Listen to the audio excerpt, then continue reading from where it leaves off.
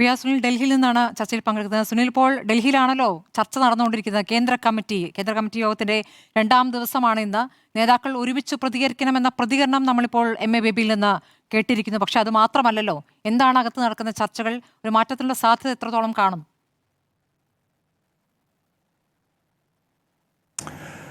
നോക്കൂ, കഴിഞ്ഞ 6.5 പതിറ്റാണ്ട് കാലത്ത്, ഏതാണ്ട് അരനൂറ്റാണ്ടിലധികം കാലത്തിൽ CPIM അതിൻ്റെ ചരിത്രത്തിലെ, അല്ലെങ്കിൽ ഇടതുപക്ഷ പാർട്ടികൾ അതിൻ്റെ ചരിത്രത്തിലെ ഏറ്റവും വലിയ തിരിച്ചടികളെ, അസാധാരണമായ തിരിച്ചടികളെ നേരിട്ട് മുന്നോട്ട് പോകുന്നൊരു കാലമാണ് ഇത്.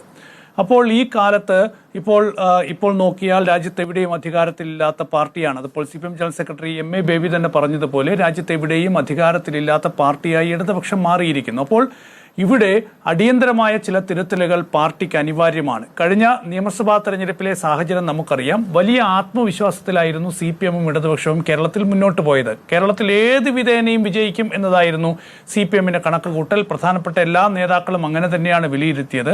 അങ്ങനെ തന്നെയുള്ള പൊതു വിലയിരുത്തലാണ് ഇടതുപക്ഷമൊക്കെ തന്നെ നടത്തിയതെങ്കിൽ പോലും ആ വിജയത്തിലേക്ക് എത്താൻ കഴിഞ്ഞില്ല എന്നുള്ളതാണ്. അപ്പോൾ അവിടെ കണക്കുകൂട്ടലുകൾ പിഴച്ചിട്ടുണ്ട്. അപ്പോൾ ഏത് സാഹചര്യത്തിലാണ് ആ തിരിച്ചടി ഉണ്ടായത്? ആ തിരിച്ചടി എന്നത് കേവലം ഒരു ശൈലിയിലുണ്ടായിട്ടുള്ള തെറ്റായ സമീപനമാണോ ആ തിരിച്ചടിക്ക് കാരണം?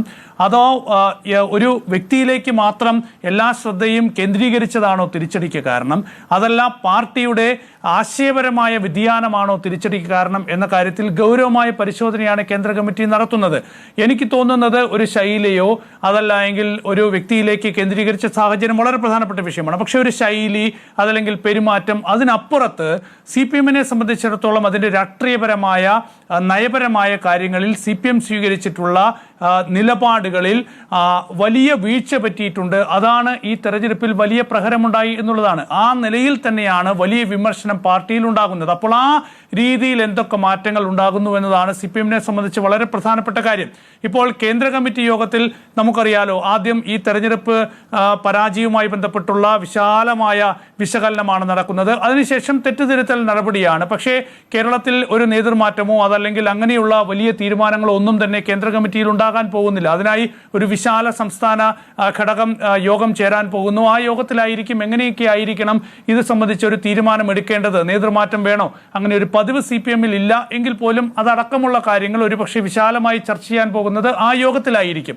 പക്ഷേ ഇവിടെ ഏറ്റവും പ്രധാനപ്പെട്ട വിഷയം എന്ന് പറയുന്നത് CPM അതിൻ്റെ രാഷ്ട്രീയ ലൈനിൽ നിന്ന് വ്യതിചലിച്ചിട്ടുണ്ടോ? ഉണ്ടെങ്കിൽ അതെങ്ങനെയാണ് തിരുത്താൻ പോകുന്നത്? അതെങ്ങനെയാണ് ജനങ്ങളെ ബോധ്യപ്പെടുത്താൻ പോകുന്നതാണ് ഏറ്റവും പ്രധാനപ്പെട്ട വിഷയം എന്ന് പറയുന്നത്. കഴിഞ്ഞ കാലത്ത്, തെരഞ്ഞെടുപ്പിന് മുന്നോടിയായിട്ടുള്ള കാലത്തൊക്കെ തന്നെ ഉയർന്ന വലിയ വിവാദം ഇടതുപക്ഷവും BJP-യും തമ്മിലൊരു ധാരണയുണ്ട് എന്ന തരത്തിലൊക്കെ തന്നെ വലിയ രാഷ്ട്രീയ പ്രചരണം UDF നടത്തിയപ്പോൾ അതിനെ പ്രതിരോധിക്കാൻ കഴിയാത്ത സാഹചര്യം CPM-നെ സംബന്ധിച്ചുണ്ടായി. അതിലേറ്റവും പ്രധാനപ്പെട്ട വിഷയമാണ് വെള്ളാപ്പള്ളി നടേശനെ കൃത്യമായി പ്രതിരോധിച്ചില്ല എന്നത്. മുസ്ലിങ്ങളെ വർഗീയവാദി എന്ന് പറയുന്ന വെള്ളാപ്പള്ളി നടേശനെ ഒപ്പം കൂട്ടി അദ്ദേഹത്തിനെതിരെ ശക്തമായി വിമർശനം ഉന്നയിക്കാൻ കഴിഞ്ഞില്ല എന്നുള്ളത് അന്ന് CPM-നും ഇടതുപക്ഷത്തിനും വലിയ തിരിച്ചടിയായിരുന്നു. തെരഞ്ഞെടുപ്പിൽ അത് ന്യൂനപക്ഷ വിഭാഗങ്ങളെ ആകെ ഇടതുപക്ഷത്ത് നിന്ന് അകറ്റാനുള്ളൊരു കാരണമായി മാറിയിട്ടുണ്ട്. നമുക്കറിയാം, കഴിഞ്ഞ നിയമസഭാ തെരഞ്ഞെടുപ്പിൽ BJP-ക്ക് വലിയ നേട്ടമുണ്ടാക്കാൻ കഴിഞ്ഞിട്ടില്ല. ഇടതുപക്ഷത്തിന്റെ 10% വോട്ട് കുറഞ്ഞു പോയപ്പോൾ ആ 10% വോട്ട് നേരെ പോയത് UDF-ലേക്കാണ്. അപ്പോൾ അവിടെ BJP വിരുദ്ധ രാഷ്ട്രീയം, ഞാൻ നേരത്തെ ഒരു ചർച്ചയിൽ ചൂണ്ടിക്കാണിച്ചതുപോലെ തന്നെ BJP വിരുദ്ധ രാഷ്ട്രീയം ഇപ്പോഴും കേരളത്തിൽ ശക്തമായി നിലനിൽക്കുന്നുണ്ട്.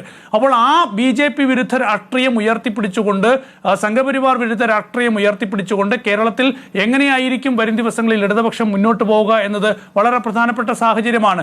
ഇന്നിപ്പോൾ മുഖ്യമന്ത്രി VD സതീശനെ ഹിന്ദു ഐക്യവേദി നേതാക്കൾ കണ്ടു എന്നത് സംബന്ധിച്ചുള്ള വിഷയം ഇപ്പോൾ കഴിഞ്ഞ കുറച്ച് ദിവസങ്ങളായി അത് ചർച്ചകളിലാണ്.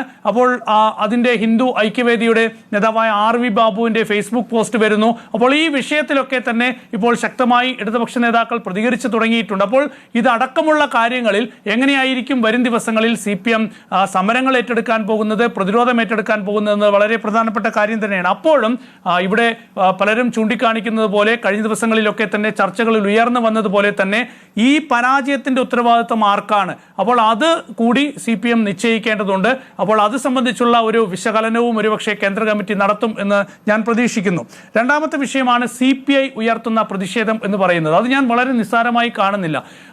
എനിക്ക് ഇപ്പോഴും ഓർമ്മയുണ്ട്, 10, 15, 16 വർഷം മുൻപ്, എനിക്ക് ആ ഒരു വർഷം കൃത്യമായി ഓർമ്മയില്ല, അന്ന് ഹൈദരാബാദിലെ CPIയുടെ പാർട്ടി കോൺഗ്രസ് ഞാൻ റിപ്പോർട്ട് ചെയ്യുമ്പോൾ അന്നത്തെ CPIയുടെ പാർട്ടി കോൺഗ്രസിൽ അവതരിപ്പിച്ചിട്ടുള്ള സംഘടനാ റിപ്പോർട്ടിൽ കൃത്യമായി പറഞ്ഞിട്ടുണ്ട് CPMന് വലിയേട്ടൻ നയമാണ്.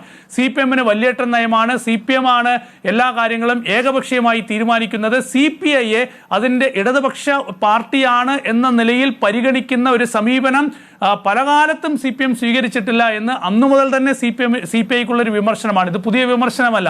പക്ഷേ ഏതായാലും ഇപ്പോൾ CPI ഈ ഒരു നിലപാട് കടുപ്പിക്കുന്നു. അതായത് പ്രതിപക്ഷ ഉപനേതാവ് സ്ഥാനം വേണം എന്നാവശ്യപ്പെട്ടുള്ള നിലപാട് കടുപ്പിക്കുന്നതിൻ്റെ പ്രധാനപ്പെട്ട ലക്ഷ്യം എന്ന് പറയുന്നത് തീർച്ചയായും അത് ഇത്തവണ ഏത് വിധേനയും നേടിയെടുക്കുക എന്ന ലക്ഷ്യത്തോടെ തന്നെയാണ്. ബിനോയ് വിശ്വം അതാണല്ലോ ഇപ്പോൾ ഒറ്റ പാർട്ടി ഒറ്റ തീരുമാനം എന്ന നിലയിൽ ഇനി കാര്യങ്ങൾ മുന്നോട്ട് പോകാൻ കഴിയില്ല എന്ന് പറയുമ്പോൾ അവിടെ CPIയുടെ ഒരു ശക്തമായ സന്ദേശമുണ്ട്. അതെങ്ങനെയായിരിക്കും CPM ഉൾക്കൊള്ളാൻ പോകുന്നത് എന്നതടക്കമുള്ള കാര്യങ്ങൾ നമുക്ക് വരും ദിവസങ്ങളിൽ കാത്തിരുന്ന് കാണാം. പക്ഷേ ഈ ചർച്ചകൾക്ക് യാതൊരു പ്രസക്തിയുമില്ല. അത് തീരുമാനിച്ചു കഴിഞ്ഞതാണ്, അത് അവസാനിപ്പിച്ച കാര്യമാണ് എന്നൊക്കെ പ്രതിപക്ഷ നേതാവ് പിണറായി വിജയൻ നേരത്തെ പറഞ്ഞുവെങ്കിൽ പോലും CPI അത് അവസാനിപ്പിച്ചിട്ടില്ല.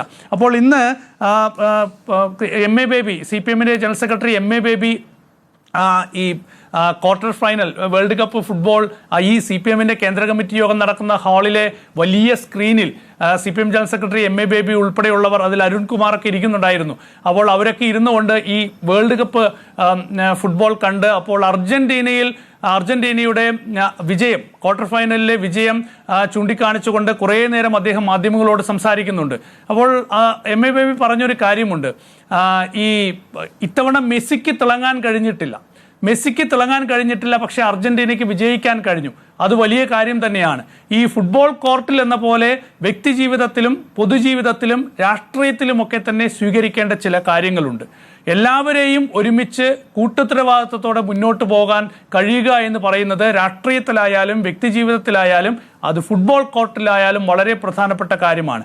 അപ്പോൾ ആ നിലയിൽ MA ബേബി ചില കാര്യങ്ങൾ ചൂണ്ടിക്കാണിക്കുന്നത് കേരളത്തിലെ അടക്കമുള്ള രാഷ്ട്രീയ സാഹചര്യങ്ങൾ ഉള്ളിൽ വെച്ചുകൊണ്ട് തന്നെയാണ് എന്ന കാര്യത്തിൽ യാതൊരു സംശയമില്ല. അദ്ദേഹം ഈ പ്രതികരണങ്ങളുടെ കാര്യത്തിലൊക്കെ തന്നെ കൃത്യമായ സന്ദേശം നൽകിയിട്ടുണ്ട്. അപ്പോൾ CPM കേന്ദ്ര നേതൃത്വത്തിന് ഈ വിഷയത്തിൽ ചില പദ്ധതികളുണ്ട്. അത് എങ്ങനെയായിരിക്കും കേരളത്തിൽ നടപ്പാക്കാൻ പോകുന്നത് എന്നത് ഞാൻ കൗതുകത്തോടെ ഉറ്റുനോക്കുകയാണ്. പക്ഷേ മാറിയേ മതിയാകൂ. അതല്ല എങ്കിൽ CPMന് കേരളത്തിൽ മാത്രമല്ല മറ്റെവിടെയും ഒരു ഭാവിയില്ലാത്ത രാഷ്ട്രീയ സാഹചര്യം ഉണ്ടാകും. പശ്ചിമ ബംഗാളിലും ത്രിപുരയിലുമൊക്കെ അധികാരം നഷ്ടപ്പെട്ട ശേഷം ഇതുവരെ ഇടതുപക്ഷത്തിന് അവിടെ തിരിഞ്ഞു നോക്കാൻ പറ്റിയിട്ട് പോലുമില്ല. കഴിഞ്ഞ തെരഞ്ഞെടുപ്പുകളിലൊന്നും തന്നെ ചെറിയ ചലനം പോലും ഉണ്ടാക്കാൻ കഴിഞ്ഞിട്ടില്ല ഇടതുപക്ഷ പാർട്ടികൾക്ക് ഈ രണ്ട് സംസ്ഥാനങ്ങളിൽ. കേരളത്തിൽ CPMന് ശക്തമായ വേരോട്ടമുണ്ട്, സംഘടനാ ശക്തിയുണ്ട്, 5 ലക്ഷത്തിലധികം മെമ്പർഷിപ്പുണ്ട്. ആ മെമ്പർഷിപ്പിന്റെ ഭാഗമായുള്ള വലിയ പാർട്ടി കുടുംബങ്ങളുണ്ട്, പാർട്ടി അനുഭാവികളുണ്ട്, പാർട്ടി സംഘങ്ങളുണ്ട്.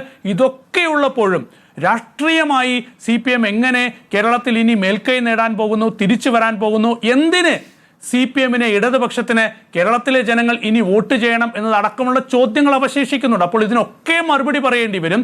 അപ്പോൾ ഇതിനൊക്കെ മറുപടി പറഞ്ഞുകൊണ്ട് തിരുത്തലുകൾ വരുത്തി, മാറ്റം വരുത്തി, തിരുത്താനുള്ള മനസ്സോടുകൂടി CPM മുന്നോട്ട് പോകും എന്ന് തന്നെയാണ് ഞാൻ പ്രതീക്ഷിക്കുന്നത്. അവിടെ CPI അടക്കം ഉയർത്തുന്ന ആശങ്കകൾ പരിഹരിക്കപ്പെടും എന്നുകൂടി ഞാൻ കണക്കാക്കും.